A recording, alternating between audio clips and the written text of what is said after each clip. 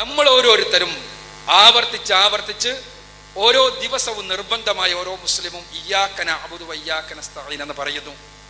അള്ളാഹുവിന്റെ മുന്നിൽ നെഞ്ചത്ത് കൈവച്ചുകൊണ്ട് പ്രതിജ്ഞയെടുക്കുകയാണ്, അള്ളാഹുവേ നിന്നെ മാത്രമാണ് ഞാൻ ആരാധിക്കുന്നത്, നിന്നോട് മാത്രമാണ് ഞാൻ സഹായം തേടുന്നത്. ഈ ഇസ്തിആനത്ത് അള്ളാഹുവിനോട് മാത്രം എന്നത് ഒരു മുസ്ലിമിനെ കൊണ്ട് ആവർത്തിച്ച് പ്രതിജ്ഞ ചെയ്യിപ്പിക്കുന്നു. ആ പ്രതിജ്ഞ പരിശുദ്ധ ഖുർആനിലെ ഉമ്മുൽ ഖുർആൻ എന്ന സൂറത്തുൽ ഫാത്തിഹയിൽ രേഖപ്പെടുത്തപ്പെടുകയും ചെയ്തിരിക്കുന്നു. ഈ ഇസ്തിആനത്ത് അതിൽ നിന്ന് അള്ളാഹുവിനോട് മാത്രം ചെയ്യേണ്ട ഈ കാര്യത്തിൽ നിന്ന് ആലമുൽ ഷഹാദയിൽ അഥവാ ദൃശ്യലോകത്തെ നമ്മൾ കാണുന്ന മനുഷ്യരെ അതിൽ നിന്ന് ഒഴിവാക്കിയിരിക്കുന്നു. വളരെ ഗൗരവം നിറഞ്ഞൊരു വാക്കാണ് പറഞ്ഞത്. അതായത് ആ ഒരു വാദപ്രകാരം ഇയ്യാക നസ്തഈൻ എന്നതിൽ നിന്ന് മനുഷ്യനെ അള്ളാഹു ഒഴിവാക്കി. അഥവാ അള്ളാഹു എന്നോടും ഞങ്ങൾ സഹായം തേടുന്നു, മനുഷ്യരോടും ഞങ്ങൾ സഹായം തേടുന്നു എന്നായി വന്നു. യഥാർത്ഥത്തിൽ എത്ര വലിയ ഒരു ഗൗരവമേറിയ ഒരു പദപ്രയോഗമാണ്. അദ്ദേഹത്തിന്റെ സംസാരത്തിൽ തന്നെ അള്ളാഹുവിനോട് മാത്രം ചെയ്യേണ്ട ഇസ്തിആനത്തിൽ നിന്നതാണ്. അതിന് വൈരുദ്ധ്യമാണ്. മാത്രമാണെങ്കിൽ പിന്നെ ഒഴിവാക്കാൻ പറ്റില്ല, ഒഴിവാക്കി പിന്നെ മാത്രമല്ല താനും. അപ്പം അള്ളാഹുവിനോട് മാത്രം ചെയ്യണമെന്ന ഇസ്തിആനത്ത് മനുഷ്യരോടും ചെയ്യാം എന്നാണ് ഇതിലൂടെ യഥാർത്ഥ അവർ അറിയാതെ പറഞ്ഞു പോകുന്നത്. മാത്രമല്ല അത് പറയുക വഴി ഒരുപാട് അപകടങ്ങൾ സ്വാഭാവികമായും കടന്നു വരുന്നുണ്ട്. ഇവരിത് പറയാനൊരു കാരണമുണ്ട്. നമ്മൾ സംഘടനാപരമായ ചില വിവാദങ്ങളും വളർക്കെ ഉണ്ടായ സമയത്ത് നമ്മുടെ നാട്ടിൽ ജിന്ന്, പിശാച്ച്, മലക്ക് തുടങ്ങിയ കാര്യങ്ങളുമായി ബന്ധപ്പെട്ട ചില ചർച്ചകൾ ഇവിടെ പൊങ്ങി വന്നു. അപ്പോൾ മുജാഹിദ് പ്രസ്ഥാനം പഴയകാലം മുതലേ സമൂഹത്തെ പഠിപ്പിച്ച് പോകുന്നൊരു യാഥാർത്ഥ്യമാണ് അദൃശ്യമായ ഭൗതികമായ കഴിവുകൾ അള്ളാഹു തആലക്ക് മാത്രമേ ഉള്ളൂ. അത്തരം കഴിവുകൾ അള്ളാഹു അല്ലാത്തവർക്ക് ഉണ്ട് എന്ന് വിശ്വസിച്ചാൽ അള്ളാഹുവിൻ്റെ കഴിവിൽ അവൻ്റെ സൃഷ്ടികളെ കൂടി പങ്കുചേർക്കൽ വന്നു.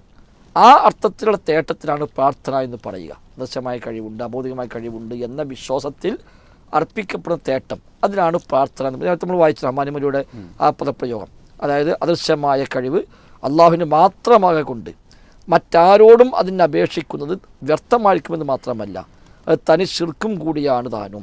അള്ളാഹുവിനോടൊപ്പം മറ്റാരും വിളിച്ചു പ്രാർത്ഥിക്കരുത് എന്ന് അള്ളാഹു പറഞ്ഞതും അതുകൊണ്ട് തന്നെ. അപ്പോൾ ഈ അദൃശ്യമായ കഴിവുണ്ട് എന്ന നിലക്കുള്ള തേട്ടമാണ് പ്രാർത്ഥന. അതാണ് ഇയ്യാക നസ്തഈൻ. എന്നാൽ ജിന്നുകളും മലക്കളും ഒക്കെ അദൃശ്യമാണ്, അഭൗതികമാണ് എന്നൊരു പുതിയ വാദം ഇവിടെ ഈ സീരി ടവർ ആസ്ഥാനമായി പ്രവർത്തിക്കുന്ന ആളുകൾ, മർക്കസ് ദഅവ ആസ്ഥാനമായി പ്രവർത്തിക്കുന്ന ആളുകൾ അവരൊക്കെ കൊണ്ടുവന്നു. ഇവിടെ ജിന്നും മലക്കുമൊക്കെ അഭൗതികമാണ്, അതുകൊണ്ട് അവർ സഹായിക്കുമെന്നോ ഉപദ്രവിക്കുമെന്നോ വിശ്വസിക്കാൻ പോലും പാടില്ല. അബ്ദുസ്സലാം സുലൈമിക്ക് വ്യക്തമായി എഴുതി, ജിന്നുകളോ മലക്കളോ സഹായിക്കുമെന്നോ ഉപദ്രവിക്കുമെന്നോ വിശ്വസിച്ചാൽ തന്നെ ശിർക്ക് വന്നു, കാരണം അഭൗതികമായ സഹായമായി എന്ന് വന്നു. അതിൻ്റെ ചുവട് പിടിച്ചുകൊണ്ടാണ് ഈ ആളുകളും പിന്നീട് 2012 മുതൽ ജിന്നും മലക്കുമായി ബന്ധപ്പെട്ട എല്ലാത്തരം ഇടപാടുകളും എല്ലാത്തരം സഹായ ചോദ്യങ്ങളും എല്ലാം ശിർക്കാണ് എന്നൊരു പുതിയ തലത്തിൽ കൊണ്ടുവന്നു. അത് അഭൗതികമെന്നോ മറ്റു വ്യത്യാസമൊന്നും ആവശ്യമില്ല.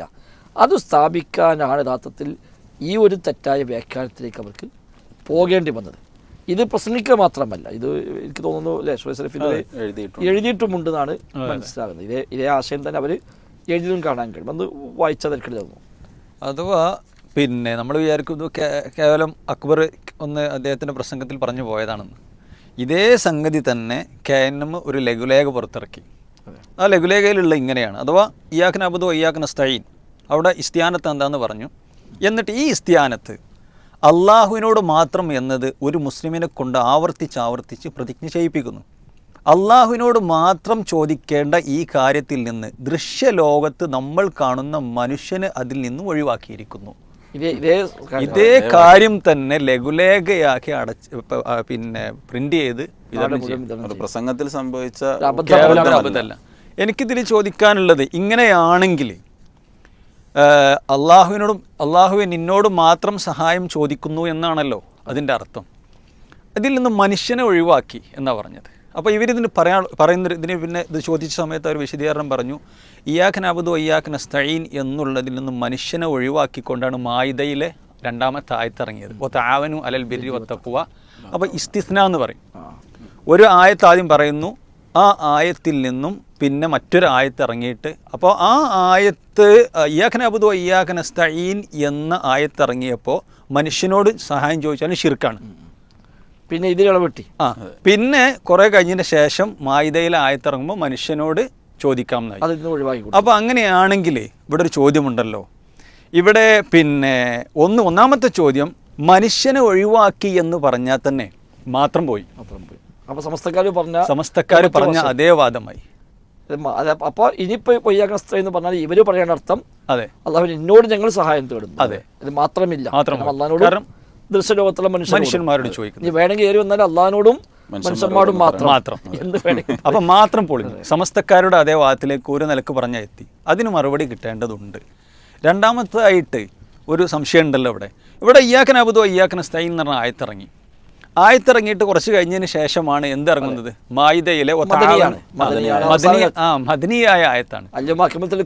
ആയത്തുമായി ബന്ധപ്പെട്ടാണ് ഈ വചനമുള്ളത്. അതെ അതെ. വതആവനു അലൽ ബിർരി വത്തഖ്വ വലാ തആവനു അലൽ ഇസ്മി വൽ ഉദ്വാൻ എന്ന ആയത്ത് ഇറങ്ങിയതോടുകൂടി മാത്രം മനുഷ്യന്മാരോട് സഹായം ചോദിക്കാം എന്നായി. അപ്പം എൻ്റെ സംശയം, പിന്നെ ഈ ആയത്ത് ഇറങ്ങുന്നതിന് മുമ്പ് മനുഷ്യന്മാരോട് സഹായം ചോദിച്ചാൽ ഷിർക്കാണ്.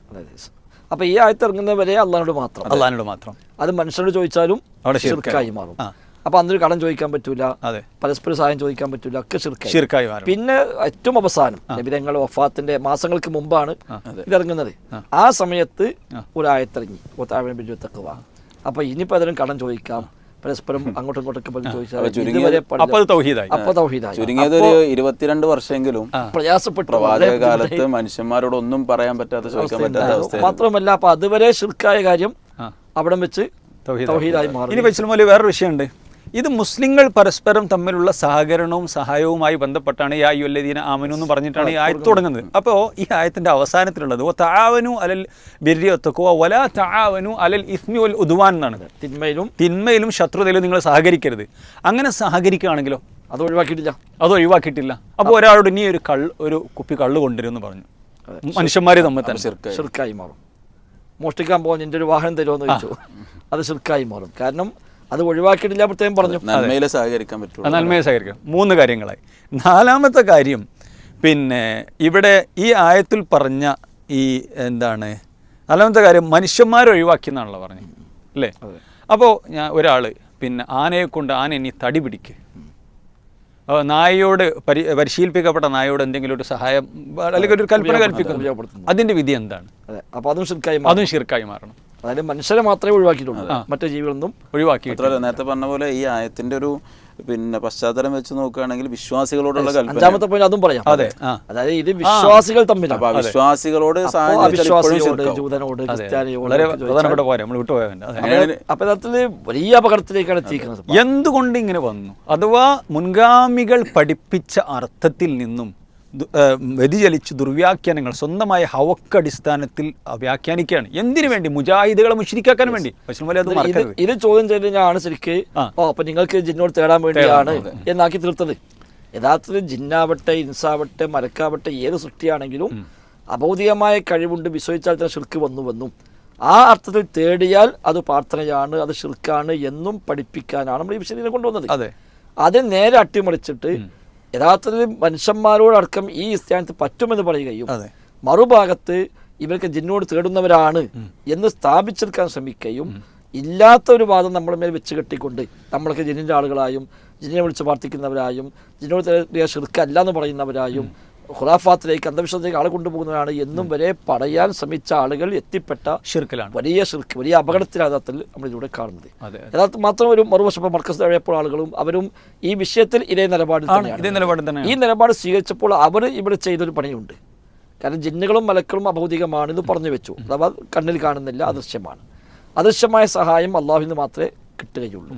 അപ്പോൾ ജിന്നുകളിൽ നിന്ന് വല്ല ഉപദ്രവം ഉണ്ടാകും എന്ന് പറയുന്ന ഹദീസുകൾ, മലക്കുകൾ സഹായിക്കും, ഇടപെടും എന്ന് പറയുന്ന ഹദീസുകൾ, ഉദാഹരണം ബദറിൽ മലക്കുകൾ ഇറങ്ങി, ഹഫദത്തിന്റെ മലക്കളുണ്ട്.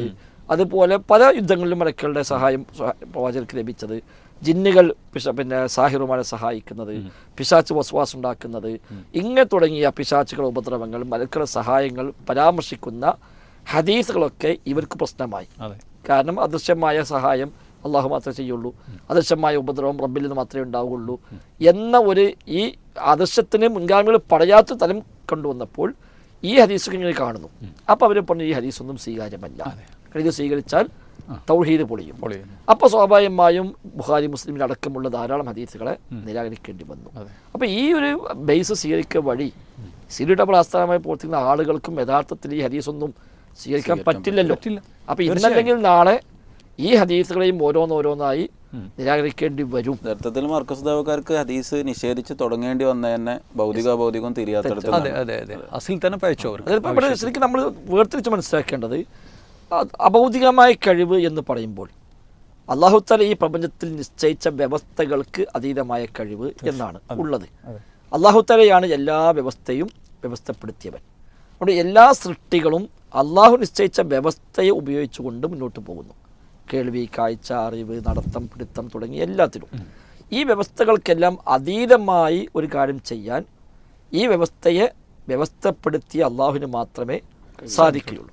അതിനാണ് സാധാരണ നമ്മൾ ശിർക്ക് തൗഹീദ് പറയുമ്പോൾ അബൗദികമായ കഴിവ് എന്ന് പറയാറുള്ളത്. ആ കഴിവ് ഒരു മൊഹീദ്ദീൻ ഷെയ്ഖിനുണ്ടെന്ന് വിശ്വസിച്ചാൽ, ആ കഴിവ് നബിക്കുണ്ടെന്ന് വിശ്വസിച്ചാൽ, ആ കഴിവ് ജിന്നിനുണ്ടെന്ന് വിശ്വസിച്ചാൽ, ആ കഴിവ് കല്ലിനുണ്ടെന്ന് വിശ്വസിച്ചാൽ, മരത്തിനുണ്ടെന്ന് വിശ്വസിച്ചാൽ ഒക്കെ അള്ളാഹുവിൻ്റെ കഴിവ് ആ സൃഷ്ടിക്ക് വകവെച്ച് കൊടുക്കുകയായി മാറി. അപ്പം നമ്മളവിടെ ഇത്രയും കാലം മുജാഹിദ് സ്ഥലം പറഞ്ഞു പോകുന്ന അതേ ബേസിൽ നിന്ന് കൊണ്ട് തന്നെ അബോധികമായ കഴിവ് ആർക്കുമില്ല, അള്ളാഹുവിന് മാത്രമേ ഉള്ളൂ. ഉണ്ടെന്ന് ഒരു ജിന്നിനെ കുറിച്ച് വിശ്വസിച്ചാൽ ഷിർക്കായി. ആ അർത്ഥത്തിൽ ജിന്നിനോട് സഹായം തേടിയാൽ പ്രാർത്ഥനയായി ഷിർക്കായി. അബോധികമായ കഴിവ് വകവെച്ച് കൊടുക്കുന്നില്ല എങ്കിൽ ജിന്നുകൾക്കുള്ള കഴിവെന്താണോ അവരാ കഴിവ് ഉപയോഗപ്പെടുത്തുന്നു, അവർ കാണുന്നു, അവർ കേൾക്കുന്നു, അവർ നടക്കുന്നു, അവരിയ്ക്കുന്നു, സാഹിറിനെ സഹായിക്കുന്നു, പിശാചിടപെടുന്നു, വസ്വാസം ഉണ്ടാക്കുന്നു എന്നൊക്കെ വിശ്വസിച്ചാൽ അബൗദികമായ കഴിവ് വകച്ചു കൊടുക്കാനാകുന്നില്ല. അതിനതീതമായി ചെയ്യാൻ കഴിയും എന്ന് ജിന്നിനെ കുറിച്ച് വിശ്വസിച്ചാലോ അതും ഷിർക്കായി മാറി. എന്നാൽ ഇവർ പറഞ്ഞത് അദൃശ്യം അബൗദികം എന്ന് പറഞ്ഞാൽ പഞ്ചേന്ദ്രിയങ്ങൾക്ക് അതീതമായത് എന്നർത്ഥമാണ്. അങ്ങനെ വരുമ്പോൾ ജിന്നുകൾ നമ്മൾ കാണുന്നില്ല, മലക്കൾ നമ്മൾ കാണുന്നില്ല. അപ്പോൾ കാണാത്ത അവസ്ഥയിൽ ജിന്ന് സഹായിക്കും, ജിന്ന് ഉപദ്രവിക്കും, അല്ലെങ്കിൽ മലക്ക് സഹായിക്കും, മലക്ക് ഉപദ്രവിക്കും എന്നൊക്കെ പറഞ്ഞാൽ അത് അള്ളാഹുവിൻ്റെ കഴിവ് വകച്ചു കൊടുക്കലാണ്. അപ്പോൾ ഷിർക്കാണ്, അതുണ്ടാവുകയില്ല. അതുകൊണ്ട് അവരോട് ഏത് ചോദ്യവും അദൃശ്യമായ ചോദ്യമാണ്, അബൗദികമായ ചോദ്യമാണ്, അതെല്ലാം പ്രാർത്ഥനയാണ്, അതെല്ലാം ഷിർക്കാണ് എന്നിടത്താണ് അവർ എത്തിപ്പെട്ടിരിക്കുന്നത്. മർക്കസ് ദഅവക്കാർ അത് പറഞ്ഞ മതത്തോട് മര്യാദ കാണിച്ചുകൊണ്ട് അതിനെതിരായി തോന്നിയ 10, 2000, 3000 ഹദീസുകളെ അവർ തള്ളിക്കളഞ്ഞു. എന്നാലും പറഞ്ഞെടുത്ത് നിന്നു. ഇവർ ഈ ബേസ് സ്വീകരിക്കുകയും എന്നാൽ ഈ ഹദീസൊക്കെ അവർ അംഗീകരിക്കുകയും ചെയ്യുന്നു. അപ്പോൾ ഒന്നുകിൽ അവർ അതിൽ നിന്നും മാറി ശരിയായ അസ്ലിലേക്ക് മടങ്ങണം, അല്ലെങ്കിൽ ഈ ഹദീസുകളെല്ലാം അവർ തള്ളേണ്ടി വരികയും ചെയ്യുമെന്നാണ് നമുക്ക് മനസ്സിലാക്കാം. യഥാർത്ഥ മുജാഹിദുകളുടെ പേരിൽ ഷിർക്ക് ആരോപിക്കാൻ വന്ന് വലിയ അബദ്ധത്തിലേക്ക് ഇസ്ലാമിൻ്റെ ബേസായിട്ടുള്ള ആയത്തിൽ തന്നെ തെറ്റുപറ്റുകയും എനിക്ക് തോന്നുന്നത് ഈ സമയം വരെയും പരസ്യമായൊരു തിരുത്ത് നമ്മളാരും ആ വിഷയത്തിൽ കണ്ടിട്ടില്ല എന്നുള്ളത് നമുക്ക് മനസ്സിലാക്കുന്നു. ഇപ്പോൾ ഇയ്യാക നസ്തഈൻ എന്ന വചനത്തിൽ ഇയ്യാക നഅ്ബുദു എന്നതിൽ ജമാഅത്തെ ഇസ്ലാമിക്കാർക്ക് അബദ്ധം സംഭവിച്ചു. ഇയ്യാക നസ്തഈൻ എന്നതിൽ സമസ്തക്കാർക്കും അതേപോലെ ഇത്തരം സംഘടനകൾക്കുമെല്ലാം എന്നാണ് നമുക്ക് ഇതിൽ നിന്ന് മനസ്സിലാകുന്നത്. തീർച്ചയായും ഇന്നത്തെ 2 ചർച്ചയും വളരെ ഗൗരവത്തിൽ നമ്മളുടെ അടിസ്ഥാനപരമായിട്ടുള്ള കാര്യങ്ങളെ, നമ്മുടെ വിശ്വാസ കർമ്മങ്ങളെ ബാധിക്കുന്ന വിഷയങ്ങളാണ് എന്ന ഒരു കൃത്യമായ ബോധ്യപ്പെടുത്തലോടുകൂടിയാണ് പ്രൂഫ് പോയിൻ്റ് അവസാനിക്കുന്നത്. ഈ ചർച്ചകളൊക്കെയും വളരെ നസീഹത്തോടു കൂടിയാണ്. നമുക്ക് നമ്മുടെ പരലോകമാണ് ഏറ്റവും പ്രധാനം, നമ്മുടെ സ്വർഗമാണ് ലക്ഷ്യം. തീർച്ചയായും തിരുത്തേണ്ടവർ തിരുത്താൻ ശ്രമിക്കണമെന്ന ഓർമ്മപ്പെടുത്തലോടുകൂടി ഇൻഷാ അല്ലാഹ് നമ്മൾ അവസാനിപ്പിക്കുകയാണ്. അള്ളാഹു നമ്മിൽ നിന്ന് സ്വീകരിക്കുമാറാകട്ടെ. വസല്ലല്ലാഹു അലാ നബീന മുഹമ്മദ് വഅലാ ആലിഹി വസഹ്ബിഹി അജ്മഈൻ വൽഹംദുലില്ലാഹി റബ്ബിൽ ആലമീൻ. അസ്സലാമു അലൈക്കും വറഹ്മത്തുള്ളാഹി.